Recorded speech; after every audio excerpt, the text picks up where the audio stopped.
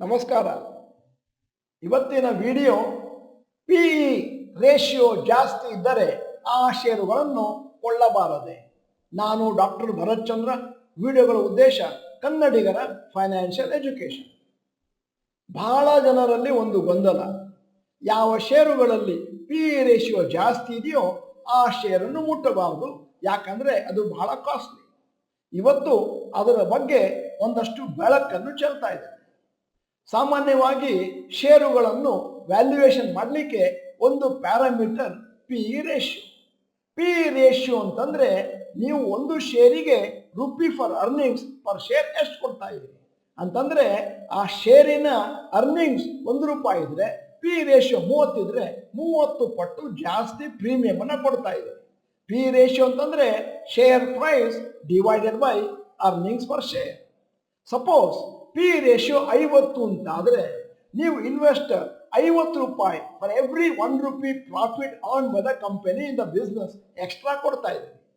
ಸಾಮಾನ್ಯವಾಗಿ high P ratio ಅಂತಂದ್ರೆ ಷೇರುಗಳು ಎಕ್ಸ್ಪೆನ್ಸಿವ್, ಲೋವರ್ ಪಿ ರೇಷಿಯೋ ಅಂತಂದ್ರೆ ಚೀಪರ್.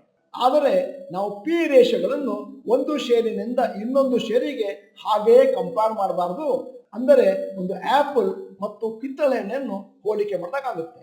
ಆದ್ದರಿಂದ ಯಾವುದಾದ್ರೂ ಪಿ ರೇಷಿಯೋ ಬಗ್ಗೆ ನಾವು ಹೋಲಿಕೆ ಮಾಡಬೇಕು ಅಂತಂದ್ರೆ ಆ ಇಂಡಸ್ಟ್ರಿಗೆ ಎಷ್ಟು ಪಿ ರೇಷಿಯೋ ಇದೆ ಮತ್ತು ಆ ಇಂಡಸ್ಟ್ರಿಯಲ್ಲಿರುವಂತಹ ಆ ಕ್ಷೇತ್ರದಲ್ಲಿರುವ ಇತರ ಷೇರುಗಳ ಪಿ ರೇಷಿಯೋ ಎಷ್ಟಿದೆ ಅದರ ಮೇಲೆ ನಾವು ನಮ್ಮ ನಿರ್ಧಾರವನ್ನು ಕೈಗೊಳ್ಳಬೇಕಾಗುತ್ತೆ. ಇವತ್ತು ನಿಮ್ಮ ಮುಂದೆ ಒಂದು ಪಟ್ಟಿ ಇಡ್ತಾ ಇದ್ದೇನೆ, most expensive stocks as per P ratio. ಈ ಫಿಗರ್ಸ್ ನಮಗೆ ಸಿಕ್ಕಿದ್ದು ಸ್ಕ್ರೀನರ್ ಇನ್ ವೆಬ್ಸೈಟ್ ಇಂದ. Stocks trading at high P ratio. ಮೊದಲನೇದು ಟ್ರೆಂಡ್, ಪಿ ರೇಷಿಯೋ 230, ಕ್ಷೇತ್ರದ ಪಿ ರೇಷಿಯೋ 67. ಅಲ್ಲಿಗೆ ಎಷ್ಟು ಕಾಸ್ಟ್ಲಿ ಆಯಿತು ಅಂತ ನೀವೇ ನೋಡ್ಬೋದು. 2 premier energies 224 P ratio, sector P 53. 3 Dixon technologies P ratio 213, sector P 44. 4 MCX P ratio 191, sector P 69. 5 Gujarat fluorochemicals P ratio 149, sector P 38. 6 V2 retail P ratio 130, sector P 133. 7 Kalyan jewellers P ratio 123, sector P 38. 8 Arvind fashions P ratio 105, sector P 37. Stocks trading at high P ratio continue ಮಾಡ್ತಾ ಇದ್ದಾನೆ. 9 Divi's lab P ratio 97, sector P 40. 10 page industries P ratio 90, sector P 46.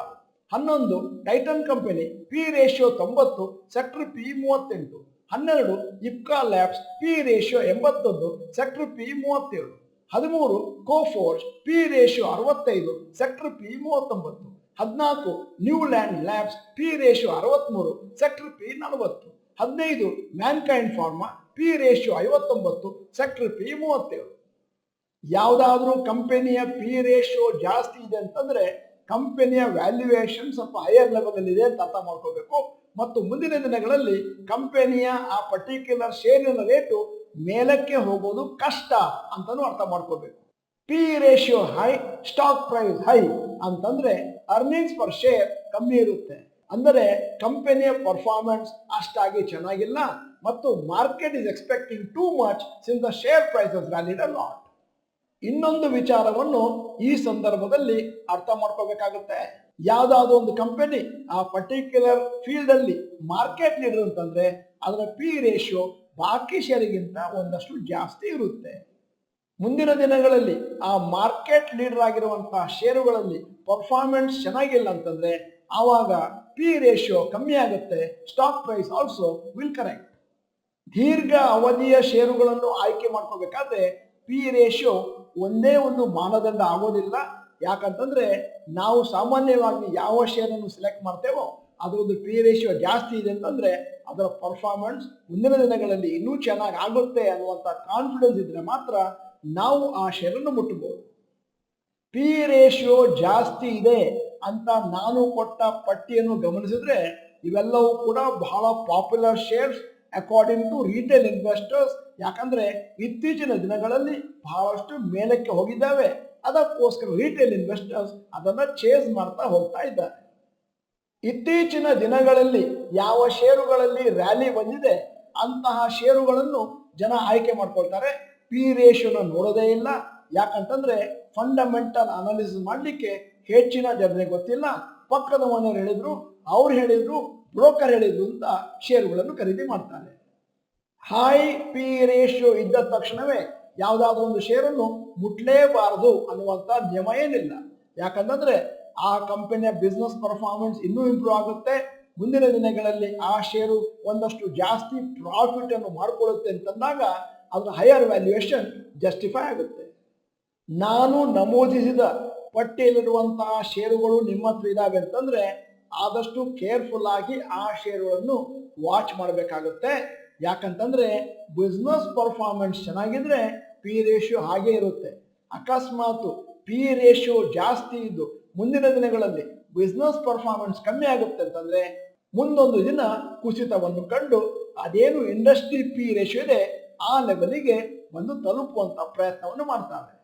ವಿಡಿಯೋದ ಕೊನೆಯಲ್ಲಿ ಇವತ್ತಿನ ವಿಡಿಯೋಗೆ ಸಂಬಂಧಪಟ್ಟ ಹಾಗೆ ಒಂದು ಪ್ರಶ್ನೆ ಕೇಳ್ತಾ ಇದ್ದೇನೆ. ನಾನು ನಮೂದಿಸಿದ ಪಟ್ಟಿಯಲ್ಲಿರುವಂತಹ ಷೇರುಗಳು ನಿಮ್ಮ ಹತ್ರ ಲಾಂಗ್ ಟರ್ಮ್ ನಲ್ಲಿ ಇದ್ದಾವ ಪೋರ್ಟ್ಫೋಲಿಯೋದಲ್ಲಿ? ಎಸ್ ಅಥವಾ ನೋ ಅಂತ ಟೈಪ್ ಮಾಡಿ. ನೀವು ನಮ್ಮ ಈ ಚಾನಲ್ನ ಮೆಂಬರ್ ಅಲ್ಲ ಅಂತಂದ್ರೆ ಇದೀಗ ಸಮಯ ಸಬ್ಸ್ಕ್ರಿಪ್ಷನ್ ಬಟನ್ ಬೆಲ್ ಐಕಾನ್ ಒತ್ತಿ. ವಿಡಿಯೋ ಚೆನ್ನಾಗಿದ್ರೆ ಲೈಕ್ ಬಟನ್ ಒತ್ತೋದನ್ನ ಮರಿಬೇಡಿ. ವಿಡಿಯೋನ ನಿಮ್ಮ ಎಲ್ಲಾ ಸ್ನೇಹಿತರಿಗೂ ಫಾರ್ವರ್ಡ್ ಮಾಡಿ. ವಿಡಿಯೋನ ಸಂಪೂರ್ಣವಾಗಿ ನೋಡಿದ್ದಕ್ಕೆ ಧನ್ಯವಾದಗಳು. ನಮಸ್ಕಾರ.